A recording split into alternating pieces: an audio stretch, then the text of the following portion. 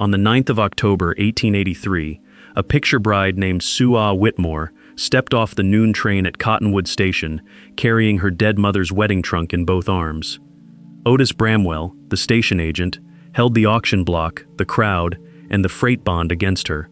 Everyone in that station believed she would be gone by nightfall, her trunk sold to cover a debt that was never hers to pay. What the rancher standing at the back of that crowd did instead, without saying a single word to explain himself, would be spoken of in Cottonwood for the rest of that generation. She had crossed an ocean on the promise of a photograph and a name. Nathaniel Whitmore had written to her for 8 months, his letters careful and warm, describing a homestead with a good well and a view of the mountains. She had memorized his handwriting the way other women memorize scripture. But when she stepped onto the platform and lifted her veil so he could see her face, he looked at her once, turned to the station master, and said the arrangement was a mistake, that he had changed his mind, and walked back toward his wagon without breaking his stride. Otis Bramwell did not waste time on sympathy. Freight was freight, he said, and someone had to pay for the trunk's passage now that the groom had refused his bride. He climbed onto an overturned crate and called the crowd forward, rapping his knuckles against the trunk's lid as though it were no different from a sack of grain or a crate of nails. Sue stood with her hands folded before her, her spine straight, and said nothing, because she had already learned on the long crossing that nothing she said would be heard the way she meant it.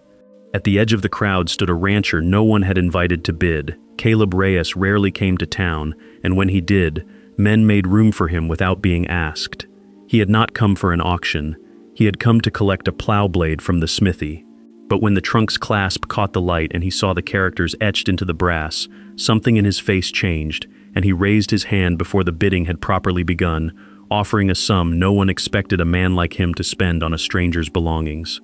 Caleb did not go to the block. He went to her. The $11 had already changed hands, Bramwell's fingers wet with counting them twice out of spite, and still the rancher walked past his own wagon, past the men who tipped their hats and waited for him to stop and explain himself, straight to the bench where Sue sat with her spine held unnaturally straight, the posture of someone refusing to let a platform full of strangers see her flinch.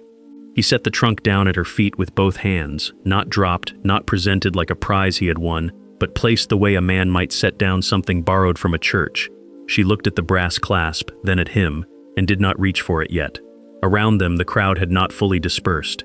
Some still lingered near the ticket window, murmuring behind gloved hands, waiting to see what the rancher intended to do with a foreign bride nobody else would claim. Caleb straightened and looked at her directly, the way very few men in that territory looked at a woman they did not know. "My name is Caleb Reyes," he said. "I have a ranch 2 hours west of here, that was all. No accounting of the bid, no mention of Nathaniel, no apology offered on behalf of a town that had let an auctioneer sell a stranger's belongings on a train platform for sport." Sue studied his face for the falseness she had learned to expect from men who softened their voices in public and hardened them in private, and found instead something closer to discomfort, as though speaking to her at all cost him some effort he was not accustomed to spending. She answered him in English so precise it startled the nearest onlookers into silence. "Thank you for the trunk, Mr. Reyes. I did not expect anyone to buy it back." He did not tell her why he had. He only asked, in the same flat, unhurried voice, where she intended to go now that the man who had sent for her had refused to claim her in front of the whole station. It was not gentleness in his tone, it was the practical question of a man assessing a problem that had been set, uninvited, in front of him. Sue answered him honestly, because there seemed no advantage left in pretending otherwise. She had nowhere to go. The ticket in her reticule had been bought one way, the last of her mother's saved coins spent on the crossing itself, on the understanding that a husband waited at the end of the line to receive her and provide for whatever came after. That understanding had walked away from the platform an hour earlier without a word, and what remained of her funds would not carry her past the next county, let alone back across an ocean. She said this plainly, without asking for pity in the saying of it, and watched Caleb absorb the information the way a man absorbs a fact about weather or livestock, something to be managed rather than mourned. He was quiet long enough that she thought he might simply nod and walk away, another stranger who had done his single act of decency for the day and considered his obligation discharged.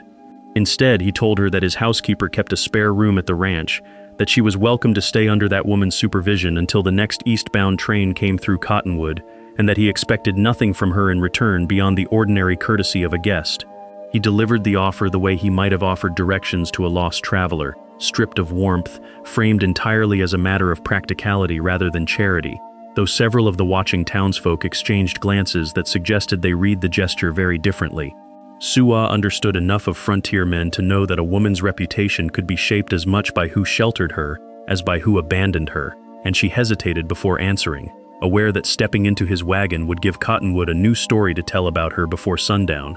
But there was no true alternative sitting on that bench, only the trunk and the fading light and the auctioneer already counting his morning's take 2 tables away. She rose, gathered her skirt in one hand, and reached for the trunk's leather strap before Caleb could lift it again.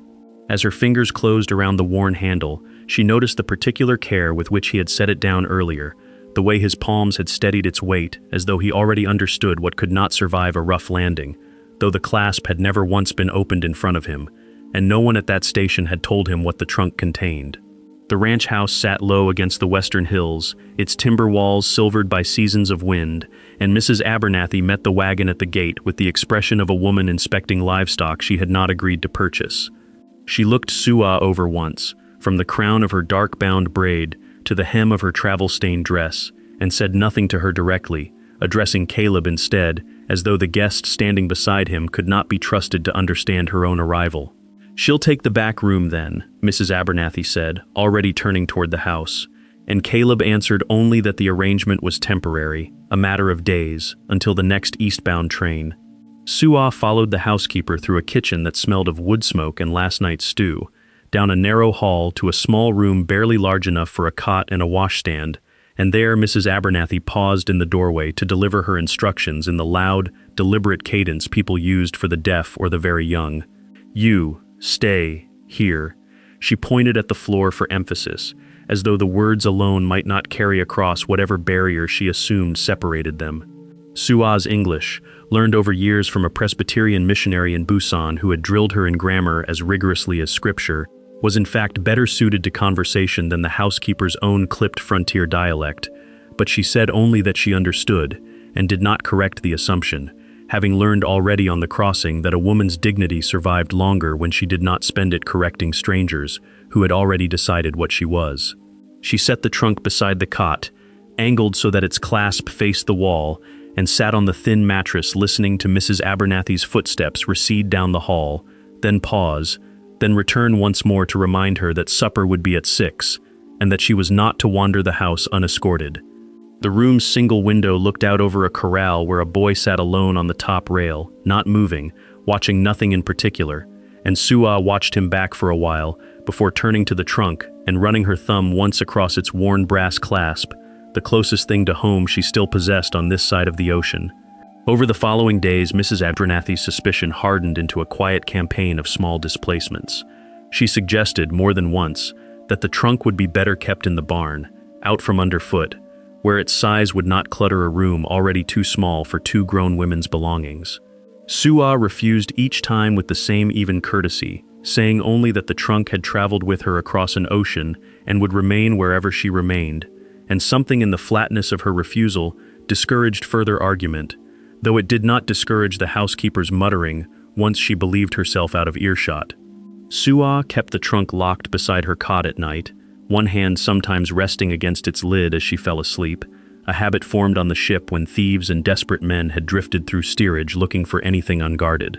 She had not opened it since San Francisco. She did not intend to open it here, in a house where she was tolerated rather than welcomed, where a housekeeper's eyes might catch sight of a dead woman's silk and decide it was something to be commented upon at the supper table. On the 4th night, unable to sleep, she rose for water and found the kitchen dark but for a single lamp, and through the not-quite-closed door to the front room, she heard Caleb's voice, lower and harder than the flat courtesy he had used with her at the station. He was speaking to Mrs. Abernathy, and the subject, unmistakably, was the trunk. "That trunk is not to be touched," he said. "Not moved, not opened, not so much as dusted by anyone but her." Mrs. Abernathy's reply was too quiet to catch in full, but Suwa heard enough to understand it carried some note of protest, a housekeeper's natural objection to being given orders about a stranger's baggage as though it were church silver. Caleb did not raise his voice further, but he did not soften it either, and the conversation ended with a silence that felt, even through a closed door, like the housekeeper backing down. Suah returned to her room without the water she had risen for, sat on the edge of her cot in the dark, and looked at the trunk's outline against the wall, turning over the strangeness of a man who had never once asked to see what was inside it, giving orders about its safety as though he already knew, with a certainty she could not account for, exactly what it was worth protecting. The boy came to her door on the 5th morning, when the frost still silvered the corral rails and Mrs. Abernathy had gone to the spring house for the day's milk. Suah had heard his bare feet on the hall boards before she saw him, a sound too light and too careful to belong to any grown person in that house. And when she turned from the washstand, he was already standing in the doorway, with one hand braced against the frame, watching her the way a barn cat watches a stranger, ready to bolt at the smallest wrong movement. She knew who he was. Caleb had said only that his sister-in-law's boy lived with them now, that his name was Jonah, and that he did not speak, and had not spoken since the fever took his mother and father 2 winters past. He was small for 7, thin through the wrists, with a cowlick that stood up no matter how often, she would later learn. Mrs. Abernathy wet it down. He did not say good morning. He did not say anything. He looked past her at the trunk against the wall, its brass clasp catching the gray morning light, and he lifted one arm and pointed at it, his finger steady and certain, a child's gesture with none of the hesitation adults wrapped around their curiosity. Then he pointed at her. Then, slower, as if working out the shape of a question he had no words to carry, he made a motion with both hands, fingers curling and lifting, like a man peeling back paper from a parcel, like the opening of something wrapped and kept. Suah understood him at once, and the understanding startled her more than the question itself, because in 5 days at Caleb Reyes's ranch, no adult had asked her that question outright. Mrs. Abernathy had glanced at the trunk with open suspicion and said nothing. Caleb had given orders about it to a housekeeper without once turning to Suah and asking what was inside. The whole house moved around the trunk as though it were a stone dropped into a pond, watching the ripples without ever naming the stone. And here was a boy who could not speak, asking her plainly, with his whole small body, what no one else in Wyoming territory had thought to ask her face to face. She set down the cloth she had been using to wipe the washstand and studied him a moment, the wariness in his shoulders, the way his eyes kept flicking to the door as though he expected to be called away before she answered. She thought of the missionary in Busan who had taught her that a question honestly asked deserved an honest answer, whatever the age of the one asking it, and she thought that this boy, who had buried 2 parents in as many years, understood something about loss and about locked things that most of the grown women in Cottonwood did not. She knelt before the trunk and set her hands on the clasp, feeling Jonah's eyes fix on her fingers with an attention no adult in that house had spared her, and she lifted the lid only part way, only enough, keeping her body angled so that the fuller contents stayed hidden even from him. What she allowed him to see was the top fold of pale silk, the corner of a hanbok the color of unripe wheat, and laid across it, unmistakable even in that narrow gap of light, her mother's ribbon, dark red as a coal banked for the night, with its single embroidered plum blossom stitched near one end in thread, gone slightly dull with years of careful folding. Jonah did not reach for the fabric. He crouched instead at a respectful distance, the way a boy raised among cattle learns not to startle a skittish animal, and only after a long moment did he extend one finger, slow enough that she could have stopped him and did not, and touch the ribbon where the blossom bloomed in its small circle of thread. His face, which had carried nothing but caution since he appeared in her doorway, opened for a moment into something Suah recognized because she had worn the same expression herself, crossing the Pacific with this trunk beneath her berth, the particular stillness of a person encountering something that belonged, unmistakably, to a mother. She did not know what he remembered of his own mother, whether Lavira's sister had kept ribbons or sewn flowers, or left him anything at all to touch when the fever carried her off. But she watched the boy's finger rest against the silk and understood that grief did not require a shared language to recognize its own reflection. She closed the lid slowly afterward, latching it with the same care Caleb had shown carrying it from the auction block, and Jonah rocked back onto his heels and looked up at her, not smiling exactly, but no longer wearing the wariness he had brought through the door. Then, as quickly and silently as he had arrived, he turned and ran, his bare feet slapping the hall boards, and she heard the front door open and shut behind him before she had risen fully from her knees.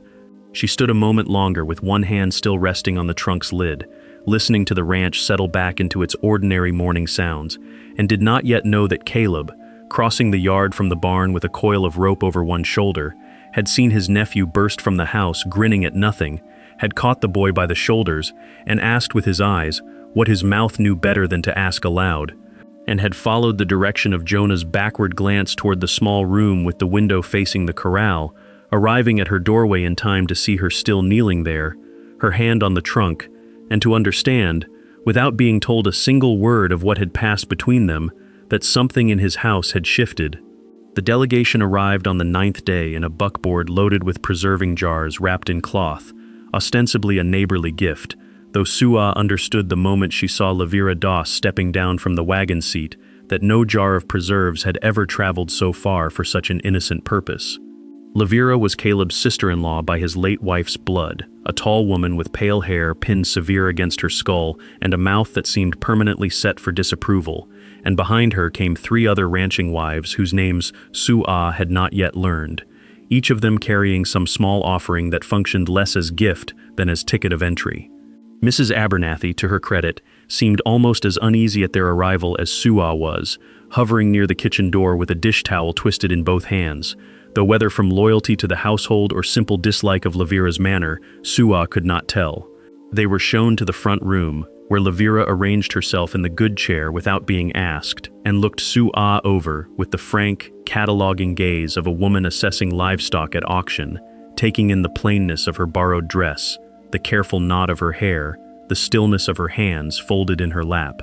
"You are the one Nathaniel Whitmore sent for," Levira said, not quite a question, and when Su'a confirmed it with a small nod, Levira's mouth curved into something that resembled sympathy, the way a cracked mirror resembled glass. "Well," she went on, "you have landed somewhere better than the street, I suppose, and you ought to be grateful Caleb has a soft enough heart to trouble himself over strays, though I will tell you plainly that his softness has limits, and a man in mourning finds comfort where he can, and forgets it just as easily once the comfort has served its purpose." The other women murmured something that might have been agreement, might have been embarrassment, and Su'a felt the old, familiar heat rise in her chest, the same heat she had felt on the station platform when Nathaniel's back retreated through the crowd without a backward glance, the heat of being spoken about as though she were not fully present to hear it, as though her understanding of English were as thin as her claim to belong anywhere in this territory.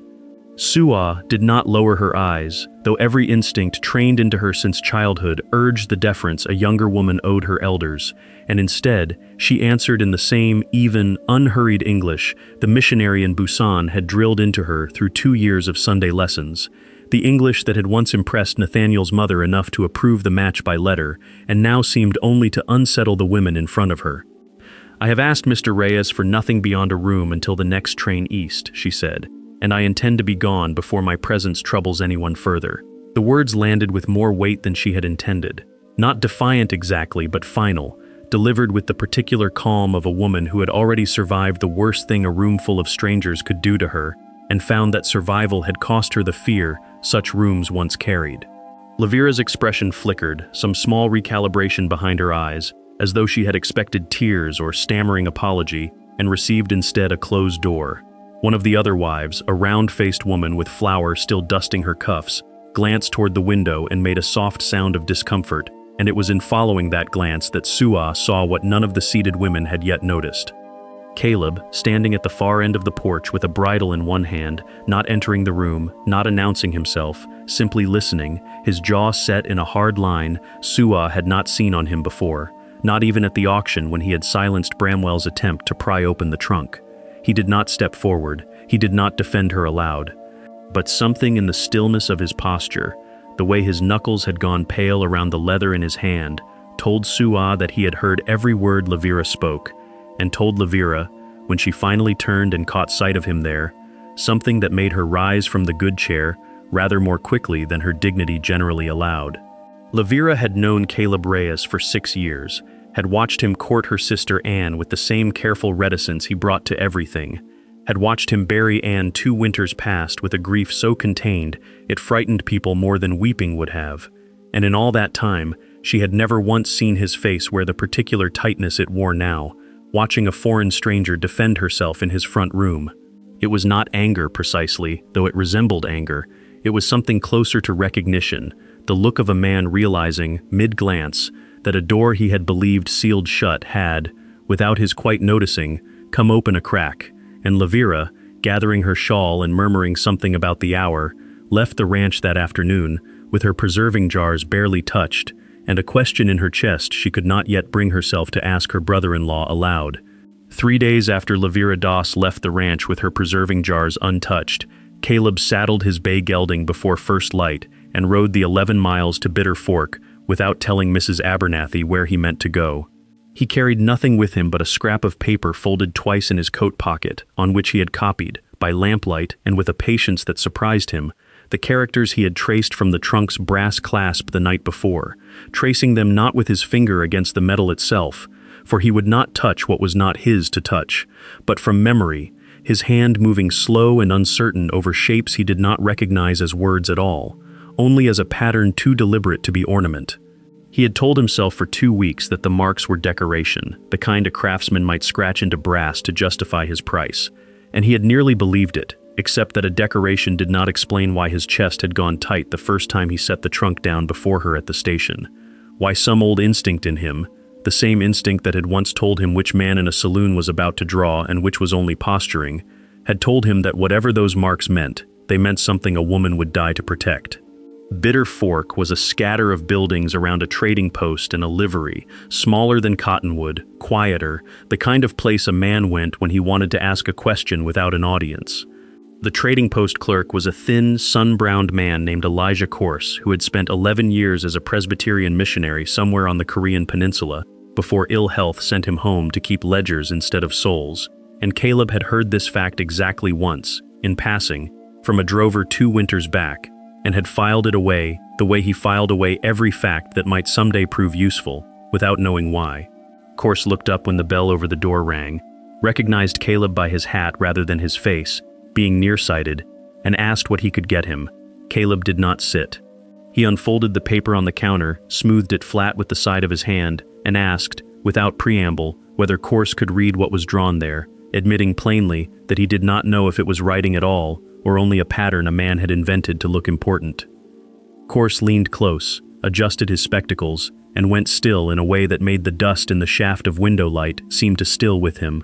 Corse read the phrase aloud slowly, sounding out the syllables first in the language they were written in, and then again in English. And what he gave Caleb was not a single word but a sentence, plain and complete, the kind of thing a mother might stitch into cloth or scratch into metal when she knew she would not live to say it aloud herself. A blessing for a safe crossing over water, and for a good and peaceful household on the other side of it. Corse said it twice, the second time slower, watching Caleb's face for some reaction he seemed to expect and did not immediately get, because Caleb had gone very still in the particular way he went still before trouble, though there was no trouble here, only a rancher standing in a trading post with his hat in his hand and a sentence in his chest that he could not yet find a place to put. He asked Corse if he was certain, and Corse, mildly offended, said he had baptized infants in that language and buried grown men in it, and knew a mother's blessing when he heard one recited back to him, even in another man's clumsy hand. Caleb asked nothing further. He folded the paper along its old creases, thanked Corse, and left 2 bits on the counter for trouble he insisted on paying, though Corse insisted just as hard he owed nothing, and rode the 11 miles back to Cottonwood at a pace slower than the one he had come by, turning the sentence over the whole way as a man turns a stone in his pocket, testing its weight from every side. He understood now, riding through open rangeland with the wind pulling at his collar, exactly what he had bought for $11 on that station platform, and exactly why some old animal part of him had stepped forward before his mind had caught up to give it reasons. He had not saved a stranger's baggage from an auctioneer's spite. He had saved a dying woman's last words to her daughter from being pawed open by men who would have called the ribbons pretty, and moved on to the letters looking for something worth pawning. He understood, too, with a clarity that unsettled him more than the sentence itself, that Sue did not know he understood, that she believed the clasp's markings were safe from Cottonwood's eyes only because no one in that country could read them, and that the moment he told her otherwise, if he ever told her, he would be handing her a choice she had not asked to make, to trust that a man who could read her mother's blessing had not gone looking for a way to use it. He rode the last mile in the falling dark undecided, the paper still folded in his coat, the ranch house lamp already lit in the window ahead of him like a small stubborn fact he was not yet ready to disturb. The eastbound train was due on a Thursday, and Caleb said nothing about Bitter Fork or the trading post or the sentence he carried folded in his coat, offering instead on Wednesday evening to drive her to the station himself the following morning, exactly as he had told her he would on the day he brought her home, a man keeping to the terms he had set without asking her to renegotiate them now that the leaving had become real. Sue spent that last night with the trunk already latched and set by the door, her few other belongings folded into the same canvas bag she had crossed an ocean with, and she told herself as she lay awake listening to the wind work at the eaves, that she had gotten what she asked for, shelter until the next train, nothing more promised and nothing more owed, and that a woman who had survived a public abandonment on a station platform ought to know better than to feel the leaving of a stranger's ranch as a loss. Jonah found her at the corral fence before breakfast, silent as always, and pressed into her hand the scrap of red thread he had kept since the day she showed him the ribbon, folding her fingers closed over it with a deliberateness that made her throat tighten, and she understood it for what it was, a boy's whole vocabulary spent on a single object because he had no words left for the rest. The drive to the station was quiet, the wagon wheels loud against the frozen ruts, Caleb's eyes on the road and his jaw set in the same hard line she had seen from the porch the day Lavira came calling, though she could not have said what put it there this time. At the platform, Otis Bramwell was waiting with the particular satisfaction of a man who had been proven right about something he wanted to be true, and he told her, before she had even set the trunk down, that Nathaniel Whitmore had married a widow out of Laramie inside a month of leaving her on this same platform, and that Cottonwood did not expect to see her face again after today, and that this was, in his estimation, for the best, for everyone concerned including herself. Sue said nothing to him.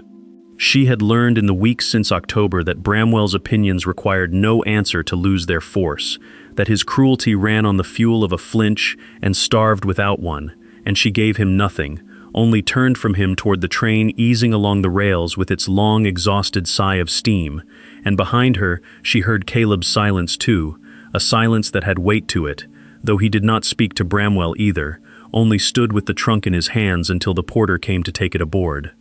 She boarded when the porter called for it, the trunk already stowed somewhere behind her in the baggage car, and found a seat by the window from long habit, the same habit that had put her at a window on the crossing from San Francisco, wanting always to see what was leaving her, rather than face forward into what she could not yet know. Through the glass she found Caleb still standing where she had left him, hat in hand now though the morning was cold enough to want it, and she expected him to turn toward the wagon the moment the whistle sounded. A man with a ranch to run and a boy to feed and no further obligation to a woman he had housed for a season out of practicality, exactly as he had always named it. The whistle sounded. He did not turn.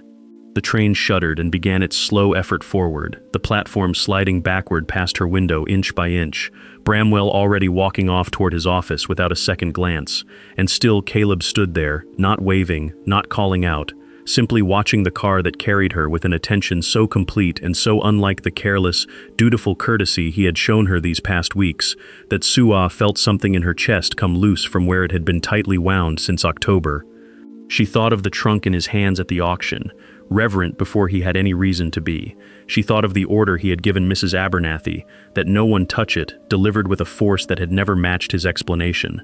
She thought of Jonah's thread pressed into her palm that morning, and the hum he had made in the barn the night the boy first touched her mother's ribbon, and of Lavira's face gone white at whatever she had seen in Caleb's from the porch, and of a dozen small unexplained carefulnesses that had never once, in all her calculating of what she owed this man and what she did not, added up to a sum she had let herself total honestly.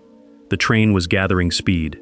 Cottonwood Station was already smaller behind her, Caleb's shape at the edge of the platform not yet given up on watching, and Sue rose from her seat before she had decided to rise, walked the swaying aisle to the car door before she had decided to walk it, and stepped down onto the platform of the next stop before she had let herself name, even to herself, the reason she was stepping off a train that would have carried her somewhere safe from all of it. She only knew, standing alone on unfamiliar boards with her canvas bag still in the baggage car headed east without her, that safety had never once, in this whole hard year, looked like walking away from a man who watched her leave as though something in him was leaving too.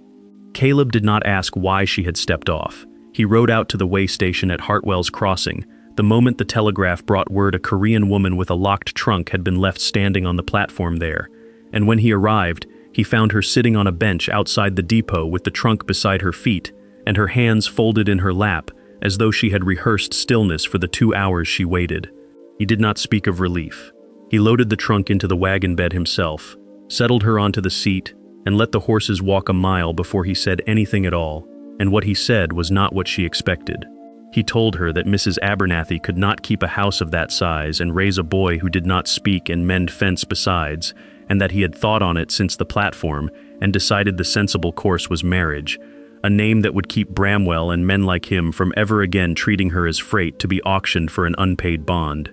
He said it the way a man discusses the weather before a drive, eyes on the road, reins loose in his hands, and Sua listened to the whole of it without turning her head, measuring the offer against every convenient promise Nathaniel had made her family before he ever saw her face.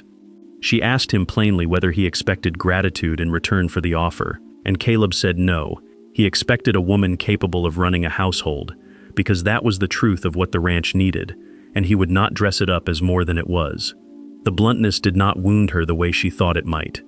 There was a kind of honesty in a man who refused to call a bargain a courtship, and she found she trusted the flatness of his voice more than she had ever trusted Nathaniel's letters, every one of which had promised devotion he never intended to deliver. Still, she turned the matter over as the wagon climbed the last rise before the ranch house came into view, its windows catching the late sun, smoke rising thin from the kitchen chimney where Mrs. Abernathy was surely watching for the wagon's return. Sua thought of Jonah's small hand tracing the plum blossom on her mother's ribbon, of the boy's hum in the barn, of Lavira's unnamed recognition on Caleb's face from the porch, and of the particular carefulness with which this man had carried a locked box across a station platform, as though it were something breakable and holy, rather than $11 worth of another man's abandoned freight. She did not answer him until they had unloaded the trunk onto the porch and Mrs. Abernathy had gone inside to see about supper, leaving the two of them alone in the blue hour before dark with the corral rail between them and Jonah's silhouette visible in the barn doorway, watching without approaching. Sua asked the question she had carried since the auction, the one she had turned over on every mile of the ride to Hartwell's Crossing and every mile back. Why had he bid on the trunk at all, days before he ever spoke a word of marriage, when he owed her nothing and knew nothing of what the box contained? Caleb was quiet long enough that she thought he might not answer, his gaze fixed somewhere past her shoulder on the darkening line of the mountains, and when he spoke it was without the flatness he had used for the marriage offer, something rougher underneath it. He told her he could not stand and watch a dead woman's belongings sold off a station platform to cover another man's cowardice, that Bramwell had no right to paw through a mother's trunk in front of a jeering crowd just because the man who sent for her had run, and that $11 was a small enough price to keep something sacred out of careless hands. He said nothing of the ledger at Bitter Fork, nothing of Elijah Corse or the characters he had copied from The Clasp by lamplight, nothing of the blessing a dying woman had stitched into brass for a daughter crossing an ocean alone, and Sua heard in his answer only the simpler truth he offered her, not the fuller one he kept folded beneath it. It was enough to settle something in her chest that had not settled since October. She told him she would accept the arrangement, but she set one condition before she would say the word yes. The trunk was to remain locked, untouched by any hand but her own, including his, for as long as she lived under his roof and his name. She expected him to bargain, the way Nathaniel's family had bargained over every clause of the marriage contract before she ever left Busan, but Caleb agreed at once, with a readiness that startled her more than any argument could have, as though the condition asked nothing of him he had not already promised himself the moment he set the box down before her at the station and refused to break its seal. She watched his face for the flicker of a man conceding something he wanted, and found instead only the stillness of a man who had already decided, long before she asked, that the trunk was hers to keep whole, and she wondered, walking past him into the lamplit kitchen, exactly how much more of what that box held he had already seen without her knowing it. Word of the marriage traveled faster than either of them intended, carried first by Mrs. Abernathy's sister in town and then by the ranching wives who passed it hand to hand at the mercantile until it reached Laramie inside of a week, and reached Nathaniel Whitmore inside of 2. Whatever mixture of shame and spite moved in him, it was enough to put him on a horse before dawn on the morning set for the ceremony, riding the 30 miles to Cottonwood with his new wife's disapproval trailing him the whole way, though he told himself he came only to see that no fool made a mistake he himself had been too clever to make. He arrived at Caleb's ranch house as Reverend Amos Pride was setting his Bible on the small table Suah had chosen over the town church, and before anyone could stop him, he was speaking loudly enough for the gathering to hear, telling the Reverend that the woman inside was unfit for a Christian household, that he had refused her at the station for reasons a decent man need not repeat in mixed company, and that Caleb Reyes was marrying a woman other men had already looked over and discarded. The words hung in the cold morning air the way breath does, visible and then gone, but the damage of them lingered on the faces of the few who had gathered at the fence to watch from a polite distance. Reverend Pride, a patient man not easily moved to anger, asked Nathaniel to lower his voice and state plainly what fault he found in a woman he had sent for himself, paid passage for himself, and abandoned without a word of explanation on a platform in front of the whole town. And Nathaniel had no answer ready for that, only a sputtering repetition of the same vague charge dressed in different words. It was Caleb who ended it, stepping out from the doorway where he had been standing with Jonah's hand in his voice carrying none of the heat Nathaniel's had, only a flatness that cut cleaner than shouting ever could. He told Nathaniel that every soul present already knew what kind of man abandons a bride on a platform and lets a stranger auction her mother's trunk to cover his own broken promise, and that nothing Nathaniel said today would unmake what the whole town had watched him do in October. Nathaniel's face went the color of old ash, and for a moment he looked like a man searching for a retort that did not exist, finding none, because Caleb had not argued with him so much as simply set the facts back in front of him like stones too heavy to lift twice. Reverend Pride did not wait for further argument. He told Nathaniel plainly that he was welcome to ride back the way he had come, that this was Caleb Reyes's land and Caleb Reyes's wedding day, and that a man who had already forfeited every claim to this woman's regard had no standing to object to another man's promise to her now.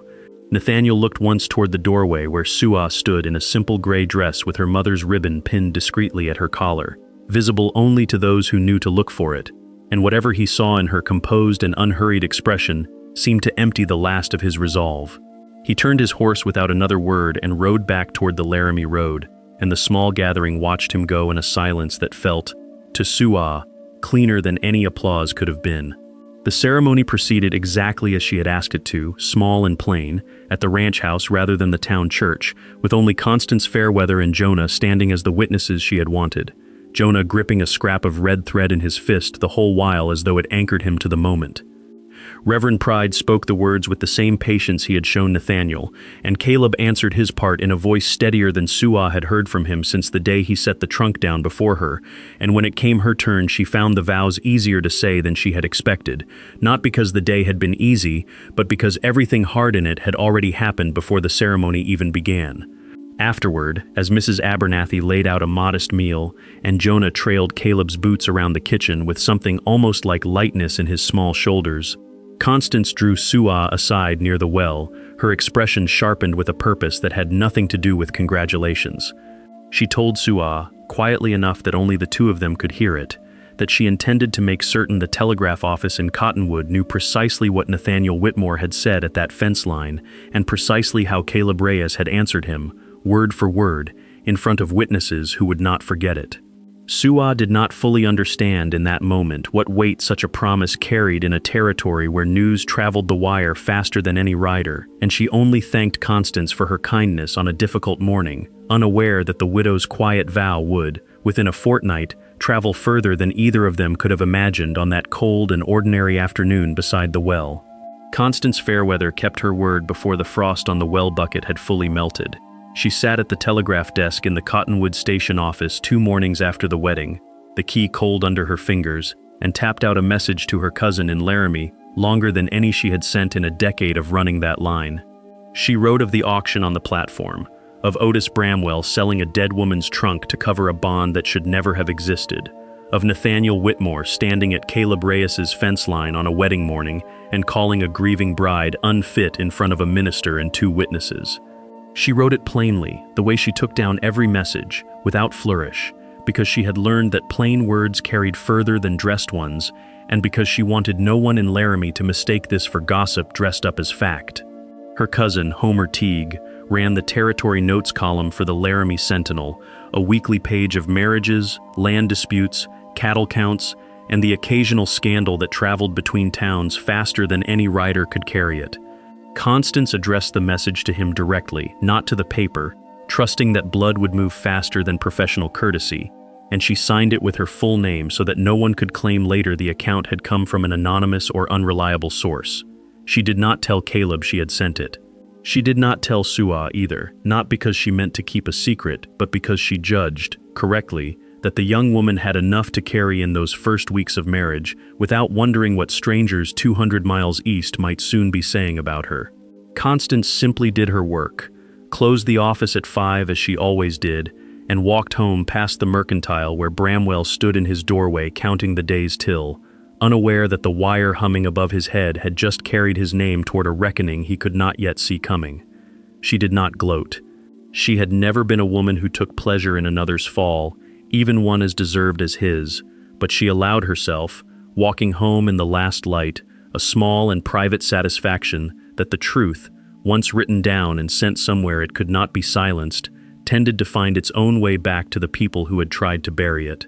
The message reached Laramie within the hour, as wire messages did, but the story it carried took its time finding its shape.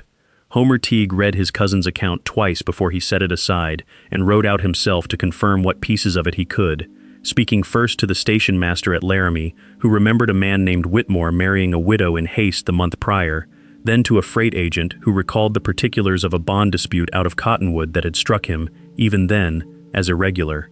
Satisfied, Homer wrote the piece not as rumor but as reported fact, naming Bramwell's auction a disgrace to any honest station agent's conduct, naming Nathaniel's abandonment at the platform as the root of the whole affair, and giving the last and warmest lines to the rancher who had bid $11 on a sealed trunk and, by every account Homer could gather, never once broken its clasp before returning it to the woman it belonged to.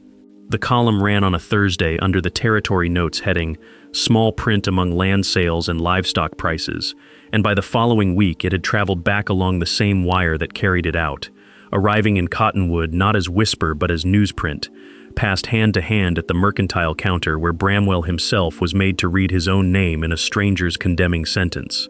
Lavera Doss received her copy from her husband, who had picked it up at the feed store without knowing what it contained, and she read it standing at her kitchen table with the coffee going cold beside her. She read the auction passage first, then the wedding morning passage, and it was on the line describing Caleb's answer to Nathaniel, the plain and public naming of what kind of man abandons a bride on a platform, that her voice caught mid-sentence in front of the 3 other women gathered for the weekly quilting circle, all of whom had stood with her at Caleb's ranch gate months before delivering preserves as pretense for judgment.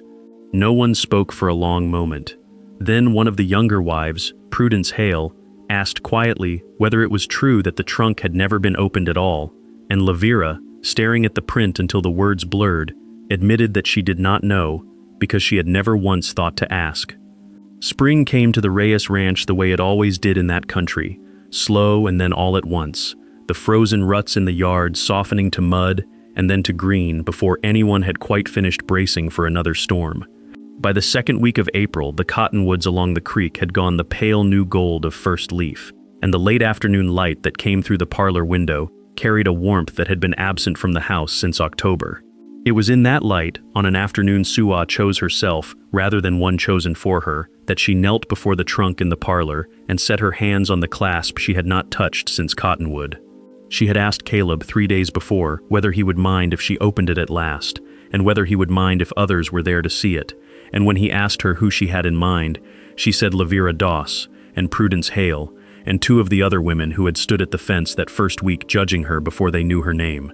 Caleb had not asked why. He had simply nodded, the way he did with decisions he trusted her to have already reasoned through, and sent word by way of Jonah, who had taken to running small errands around the ranch now that his legs had grown long enough to make himself useful, that the women were invited to call on Thursday afternoon.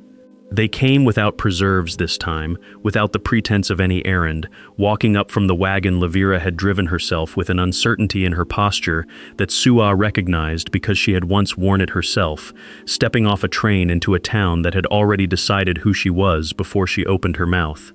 Lavera stood near the doorway rather than seating herself, and Prudence beside her, and the other 2 women hung back further still, none of them quite sure what welcome they had earned or what they had come to witness. Sua did not make them wait long. She knelt at the trunk in the center of the room, Caleb standing near the hearth with his hat in his hands the way he held it at church, and Jonah crouched at her side close enough that his shoulder nearly touched hers. And with the whole room watching, she lifted the small brass clasp and, for the first time since a station platform in October, opened her mother's trunk. The hinges gave with a small, tired creak, and the smell that rose from the trunk was cedar and dried ginseng, and something fainter beneath it that Sua had never been able to name except as her mother's house in the last winter before the crossing. She lifted out the 3 folded hanboks first, laying them across her knees with the care of a woman handling something that had survived an ocean, and then the packet of letters bound in twine, the Hangul characters on the topmost page still sharp despite the months at sea and the months since. Last she lifted the ribbon, dark red silk with its single embroidered plum blossom, worn soft at the folds from years of handling before it had ever reached her hands, and she did not lay it back in the trunk as she had every night since San Francisco. She rose, the ribbon draped across both palms, and crossed the small distance to where Caleb stood by the hearth, and she laid it directly across his open palm, closing his fingers gently over it with her own. She told him, in a voice steady enough to carry to the doorway, that he had protected what he could not read long before he ever came to love what he could, and that she had known since the platform that his hands had been careful with the trunk in a way that made no sense for a man who claimed not to know what it held. Caleb looked down at the ribbon a long moment before he answered, and when he did, his voice carried none of the guardedness Lavira remembered from 2 winters of watching him grieve in silence. He admitted that he had ridden to Bitter Fork within the first month, that a missionary-turned-clerk named Elijah Corse had read him the characters on the clasp and told him they were a mother's blessing for a safe crossing and a peaceful household, and that he had chosen afterward to say nothing, not to claim credit for a kindness that was never his to claim, but simply to let her open it herself, in her own time, on her own terms. It was Jonah who broke the silence that followed, standing at Sua's side and speaking in the short, clear sentences he had only lately found again, telling the women at the door plainly that the trunk was never really sold, not truly, because Caleb had never once let it leave the family it already belonged to. Lavira, standing at the fence line's memory more than the doorway itself, watched Sua settled and unhurried, and entirely at peace, in a house that had once refused to let her pass the gate, and said nothing more, because for the first time since October, there was nothing left that needed saying.